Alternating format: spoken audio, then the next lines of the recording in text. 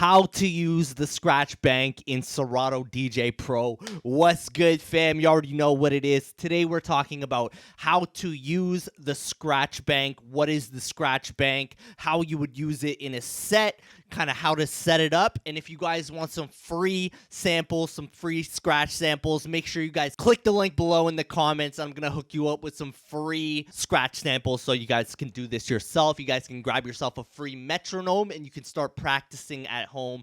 I have a ton of other videos on how to start scratching. I'm actually going to be launching my Scratch course very shortly, so we're going to be getting into that right now. We're talking everything scratching. So what is the Scratch Bank? The Scratch Bank is a feature that may or may not be available on your version of Serato. And the way you're going to know if it's available is once you open Serato and you connect your controller, you're going to see up here in the top corner, there's going to be a little icon that looks like a little turntable with a hand on it. We're going to click that icon, and then you're going to be shown a page that kind of looks like the sampler. You're going to have 8 slots, which magically we got 8 hot cues on our controller. So you're going to have 8 slots that you can add some samples in. You can add whatever you want into it, and I'm going to show you guys what it looks like on mine. So first off, you're going to look at your controller, and one of these, if you have Scratch Bank, is probably going to say Scratch Bank. I don't think the 1000 SRT actually says Scratch Bank, but you are able to enable it. So just make sure you check out your controller. Drop a comment if you don't see it on your controller, and maybe we'll be able to figure out a way to do this for you.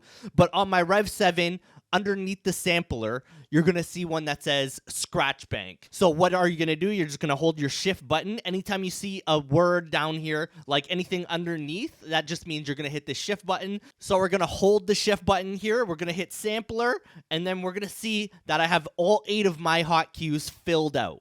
And once we go back to the program, I'm going to show you a blank slate, how you can install them. But right now, I'm going to show you how I have mine set up and how I use it in my day-to-day flow. So all along this top row here, this is all of my metronomes, and then I have a scratch trainer here. And anytime you click one, it's just going to load it. You can see it up there. I'm going to do it on this side just so you can see. All of these top 3 are metronomes. So I got a 100 BPM metronome, I got a 120 BPM metronome, and I got a 130 BPM metronome. What is a metronome, you ask? 2, 3, 4, 3, 2, 3, 4, 4, 2, 3, 4.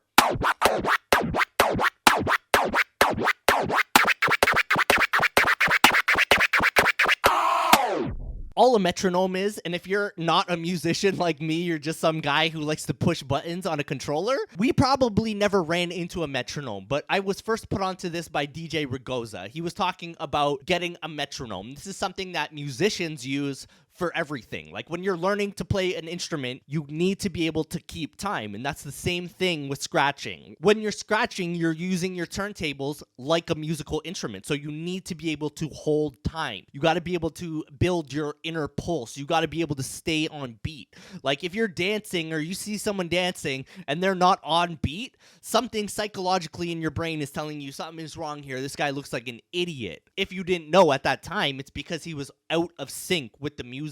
So when you're beat matching, when you're doing anything, this always comes back. Like we've talked about this a trillion times. We are working in a 4/4 time signature. 1, 2, 3, 4. You better understand these 4 numbers and know how to count to 1, 2, 3, 4. As long as you can do that, you can become a professional DJ in the future. But it's so important to really understand how to count music, how to keep time, and that's what a metronome is going to do. Once I started working with a metronome, my scratches became so much tighter, so much cleaner, because there's nothing, you can't hide behind the beat. There's nothing you can kind of hide behind when you just have a metronome going.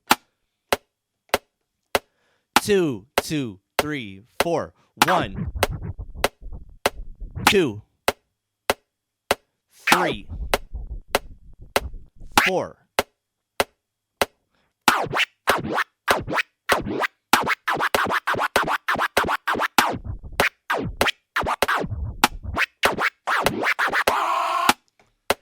It's as simple as that. If you want to learn how to scratch, kick it with me. I'm going to teach you guys the easiest, simplest way to learn how to scratch. Definitely just feel free to join the private members group, and then you don't have to wait for anything. all of the content is already there. If not, I'm going to have a scratch course coming soon, probably in the next month. thedjconnect.com. Let's go. But as we were talking about, for Scratch Bank, on top, all I have is my 3 metronomes, and then my last one on the top row is just a speed trainer.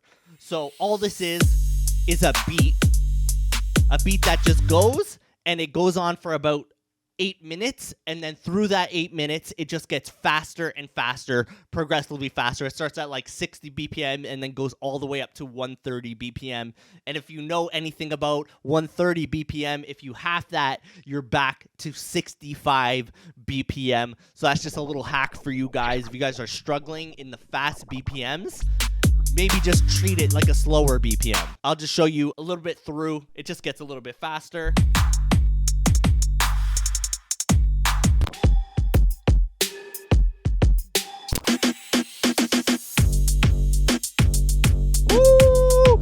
I like to ride this beat. This is kind of my home BPM. Like, everyone's gonna have a little range that they just love.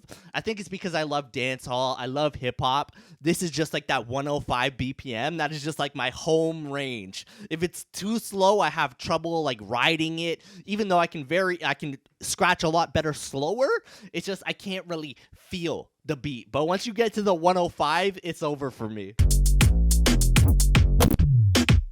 And then it just gets progressively faster and faster and faster. At the end, you're in a little bit of like a EDM house vibe, and that's all it is. So all along that way, you can just practice your scratches, getting faster and faster, and then slower and then faster, because you want to be able to ride different pitches. You don't want to get stuck in one area. And then last but not least, the bottom row, I just have different scratch samples, like different scratch sentences. And these are also at different BPM. So I got like a 100 BPM scratch sentence. I got a 70 BPM scratch sentence, a 90 BPM scratch sentence, and another 100 BPM scratch sentence. This part doesn't matter too much. Like, all I really use this for is the samples that are on here.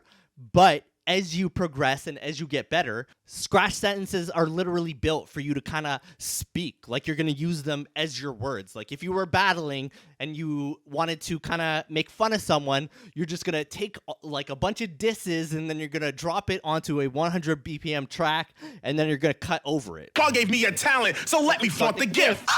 Yeah, and you don't stop. We'll make it hot. Bring it up on your whole spot.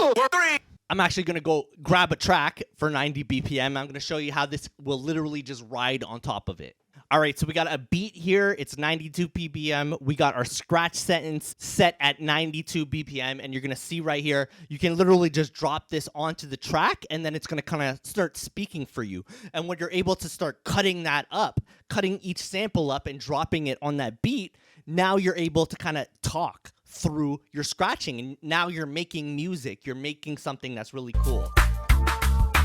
God gave me a talent, so let me flaunt the gift. Yeah, and you don't stop. We'll make it hot. Bring it up on your whole spot. 3, 2, 1.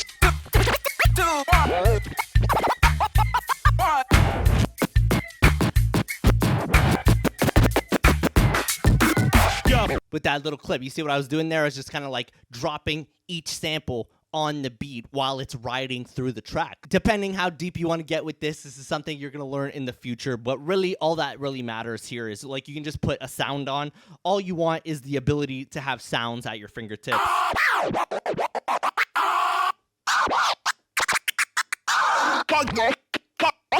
God gave me a...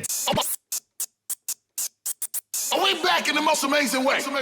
And that's it. So that's the way that I set up my Scratch Bank. We're going to hop over to Serato right now. I'm going to show you the back end of it. I'm going to show you how you can load these samples as well. And then, once again, I got in the comments a free link for some free metronomes, for some free scratch samples, so you can do this at home. If you guys need access to the scratch course right now, this second, thedjconnect.com, join the members group. If not, I will see you in about a month with the full course. So I will check you Let's go. All right, so remember, the only thing you guys have to know here is that you have to have your controller in, turned on, and plugged in if you want to have access to it. It's right up here, this little button.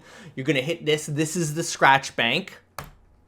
So here we are. As I said, we got my little metronome here, my 100 BPM click metronome, my 120 BPM click metronome, my 130 BPM click metronome, and then we got the cut conditioner right here that I just unloaded. So I'm just gonna unload all of these right here. So as it, just like the sampler, it just says drag, scratch, sample here, unload, unload. Just like the sampler, this is gonna work the exact same way. It says drag, scratch, sample here, drag, scratch, sample here, drag, scratch, sample here. So what I like to have is I love to have my metronomes. As I said, metronomes are killer. If you wanna get good, start using a metronome. And as you'll see here, I have loaded it 296 times. So I'm not lying when I say I really work with these metronomes. And that's my home range. Like, so 100 BPM, as I was saying in that video, I love 105. That's kind of just my zone. I definitely need to branch out. I need to start working in other BPM ranges. I definitely need to work on slower BPMs. But right now, as I'm learning, I love to work in that range. It's just kind of like my home. That's my home BPM. So we're going to drop these back in, my 120, my 130, and then once again, my cut conditioner, really important. This is my favorite thing, super, super important. You can make these loop if you want. I don't think it's that important because all you got to do is hit the button once again.